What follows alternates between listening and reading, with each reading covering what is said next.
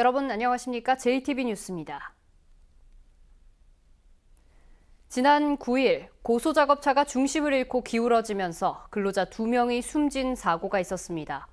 원인 가운데 하나는 임차료 문제였고 안전규정도 문제였습니다. 첫 소식 주혜인 기자입니다. 지난 9일 고소작업차에서 작업을 하던 근로자 2명이 30m 아래로 추락해 목숨을 잃었습니다. 작업대를 작업 반경인 58m보다 더 늘리면서 작업대를 받치고 있던 16톤의 고소작업차가 중심을 잃고 기울어진 겁니다. 이처럼 고소작업차의 중량과 작업대의 반경은 안전사고와 직결되지만 고소작업차 관련 규정은 산업안전기준에 따른 안전운전 지침만 있을 뿐 반경과 고소작업차의 중량에 관한 기준은 전혀 없습니다. 그 작업에 대해서 이 톤을 사전에 신고하고 이런 건 저희는 절차는 없으니까. 때문에 건설업자나 차주인이 공사에 필요한 차량을 자체적으로 판단해 현장으로 보냅니다. 현장 사장님이 불러서 임의로 너 이거까지 해달라 그러면은 그렇게 할 수밖에 없다는 얘기. 이렇다 보니 임차료를 아끼기 위해 작은 차량으로 작업을 하는 경우가 많습니다. 임차료가 그렇게 많이 차이 나요? 작은 거랑 큰 거랑? 그렇죠, 차이 나고. 얼마나 차이 나요? 하루 망치는 50만 원 가까이 차이 나죠. 공사를 하기 전 거쳐야 하는 절차는 도로점용 허가뿐이지만 도로점용 허가는 차량에 대한 규정이 아니기 때문에 이런 사고를 막는 데는 아무 역할을 할 수가 없습니다. 올해 들어서도 전국적으로 고소작업차 사고가 속출하고 있지만 최소한의 안전규정도 없어 작업자들의 안전이 위협받고 있습니다. JTB 뉴스 주혜인입니다. 전주시의 고형 폐기물 발전소 건설 중단과 원상 회복 명령에 대해 업체가 취소 소송과 집행정지 신청을 냈다는 소식 전해드렸는데요. 집행정지에 관한 첫 심리가 하루 앞으로 다가왔는데 시민들이 신청을 기각하라며 기자회견에 나섰습니다. 나금동 기자입니다. 주원 전주의 집행정지 신청을 기각하라! 고형 폐기물 발전소 건립을 반대하는 시민들이 기자회견을 열었습니다. 전주시는 지난 9월 고형 폐기물 발전소 공사 중지와 원상 회복 명령을 내렸습니다. 업체가 지난달 취소 소송과 집행정지 가처분 신청을 내면서 맞서자 시민들이 반발하고 나선 겁니다. 이곳 법원에서 업체의 집행정지 신청에 대한 첫 심리가 오는 목요일에 열립니다. 시민들은 당연히 기각돼야 한다며 탄원서까지 제출했습니다. 폐기물 발전소의 안전성이 검증되지 않았고 전주는 분지 지형이라 공기순환이 안 돼 환경오염이 우려된다는 겁니다. 이 사실을 저희 지역 인근 주민들밖에 모르고 있습니다. 그 사실을 전주 시민 전체를 알리기 위해서 오늘 기자회견을 했고요. 이 법원 판결이 기각됐으면 하는 바람입니다.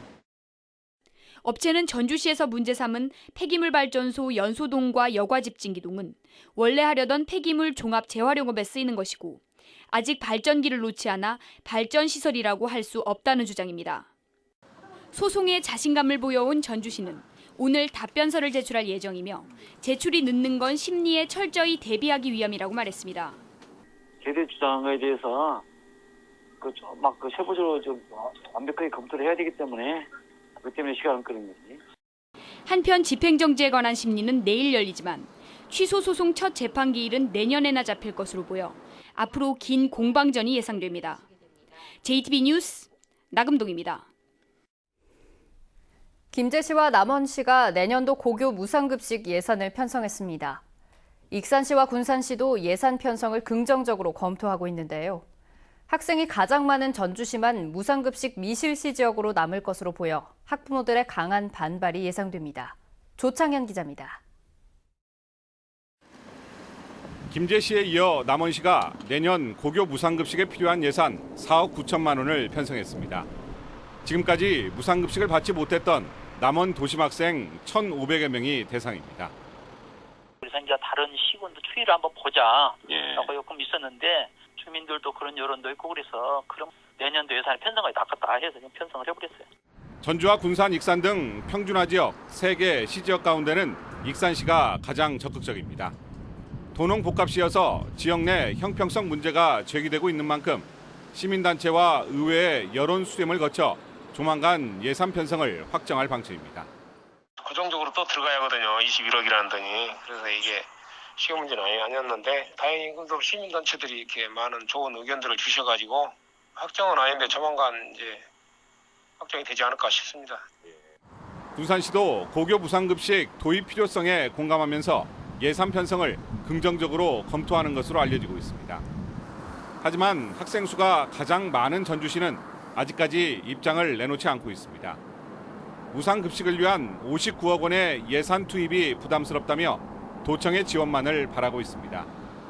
전주에 산다는 이유로 역차별을 받게 되는 학부모들은 분통을 터뜨리고 있습니다.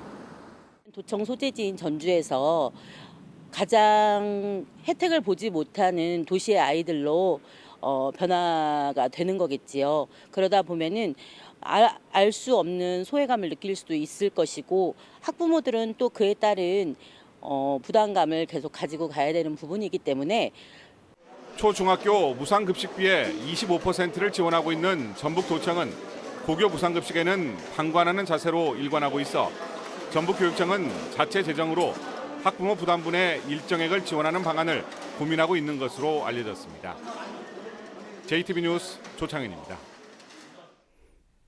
혁신도시로 이전한 농촌진흥청과 그 산하기관에서 일하는 비정규직이 무려 3천여 명이나 됩니다. 정부의 정규직 전환 방침에 따라 농진청과 산하기관도 정규직 전환을 추진하고 있는데요. 누구를 또 얼마나 정규직으로 전환할지 관심이 커지고 있습니다. 하원호 기자입니다. 농촌진흥청 산하기관에서 3년째 연구원으로 일하는 김모 씨는 1년에 한 번씩 직장을 옮깁니다. 1년에 10개월만 계약을 맺고 일하는 비정규직 기간제 근로자이기 때문입니다. 하루 8시간씩 일하고 김 씨가 받는 일당은 54,200원. 1년을 넘기지 않는 이른바 쪼개기 근로계약인 탓에 퇴직금도 없습니다. 명절 휴가비도 따로 없고 저희가 아파도 병가를 무급으로 내서 가야 되니까 사실 그럴 상황이 생길 때마다 굉장히 많이 불평등하다는 생각을 많이 하거든요. 농촌진흥청과 산하기관에만 김 씨 같은 기간제 비정규직이 3,240명에 이릅니다. 정부의 정규직 전환 기준에 따르면 이 가운데 2,174명이 정규직 전환 대상입니다. 하지만 정규직 전환 인원은 1,500명가량이 될 것으로 알려졌습니다. 전환 기준에 의해서 각 기관별로 가학원 우리 이제 4개 가학원에서 개별적으로 전환 여부를 결정할 그런 계획이 있습니다. 노동조합은 정부 지침에 해당하는 비정규직 모두를 정규직으로 전환해야 한다는 입장입니다. 농진청에 있는 기간제분들 대부분이 상시 지속적 업무에 종사하고 있습니다. 정부 부처 기관으로서 가이드라인에 준수해서 정확한 합리적 객관적으로 정규직 전환을 시켜야 한다고 보고 있습니다. 농진청은 올해 말까지 정규직 전환을 마칠 계획인데 정규직으로 전환되면 임금은 크게 오르지 않더라도 정년을 보장받을 수 있습니다. JTB 뉴스 하원호입니다. 국회 국가예산 심의가 본격화하면서 시도별 예산 확보 경쟁은 말 그대로 전쟁이라고 표현해도 무리가 없을 정도인데요. 예산 심의의 최전선에서 칼자루를 쥔 예결위 소위에 전북 출신 의원이 크게 늘어 예산 확보의 청신호가 켜졌습니다. 이승환 기자의 보도입니다. 국회 예결위의 예산안 조정 소위는 상임위와 예결위를 거친 예산안을 최종적으로 증액하거나 감액하는 권한을 갖습니다. 예결위가 상임위의 꽃이라면 조정 소위는 꽃 중에 꽃이라고 불리는 것도 이 때문입니다.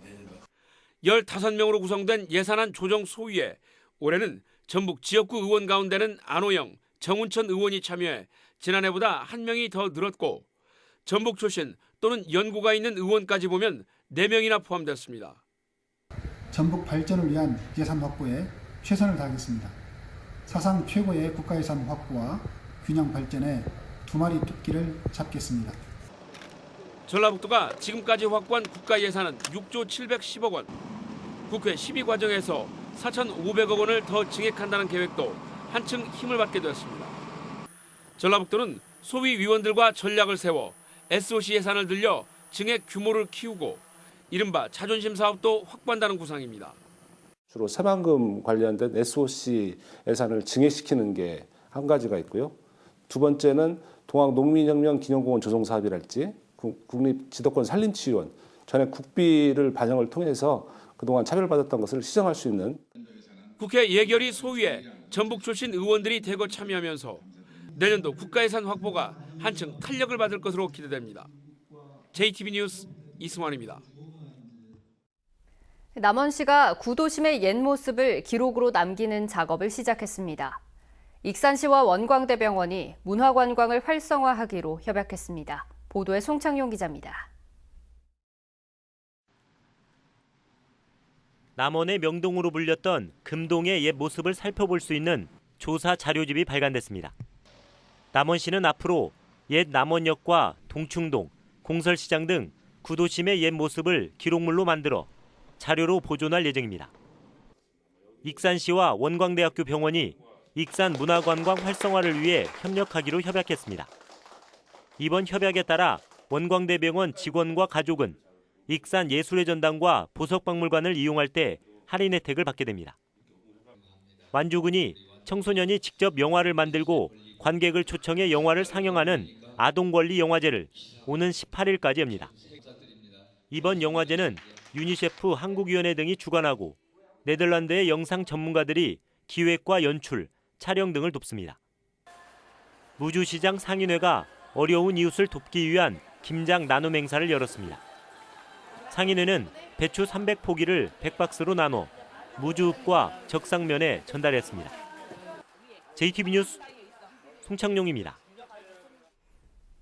식품의약품안전처가 김제 한 농장이 생산해 유통한 계란에서 살충제 성분인 피프로닐의 대사산물 피프로닐 설폰이 기준치를 초과해 나왔다고 밝혔습니다. 식약처는 해당 계란들을 모두 회수해 폐기 조치할 예정으로 이미 구입한 계란은 구입처에 반품해달라고 말했습니다.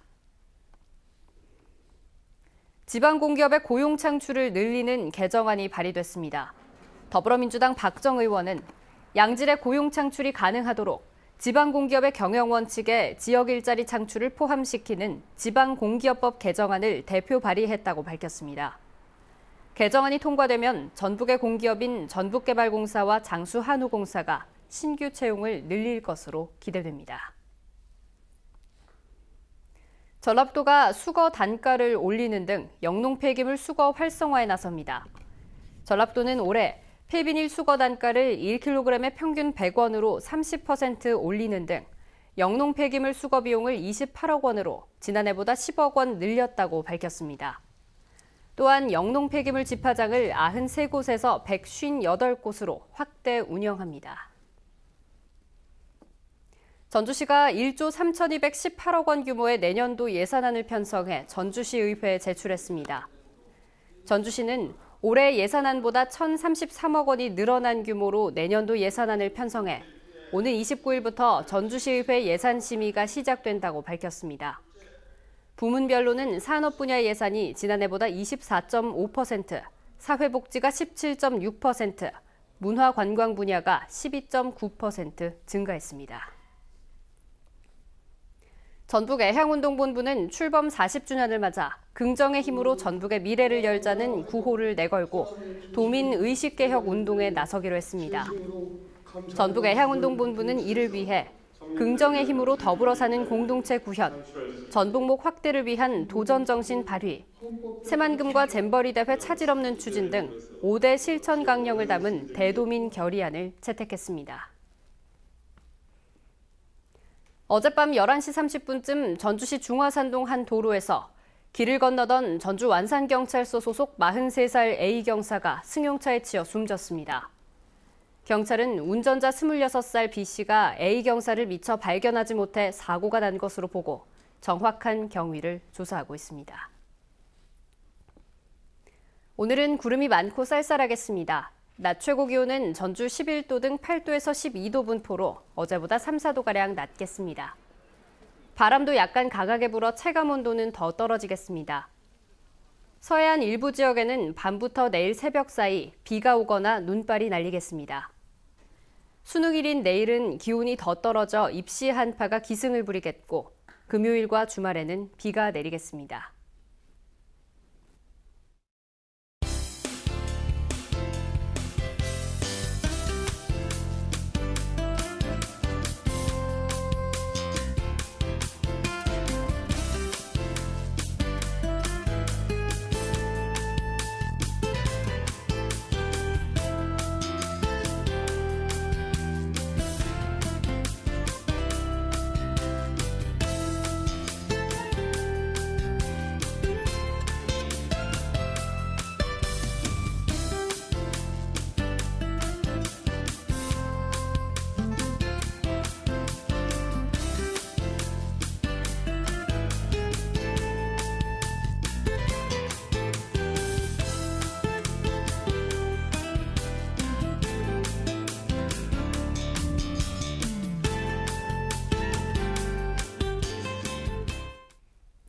JTB 뉴스를 마칩니다. 함께해 주신 여러분 고맙습니다.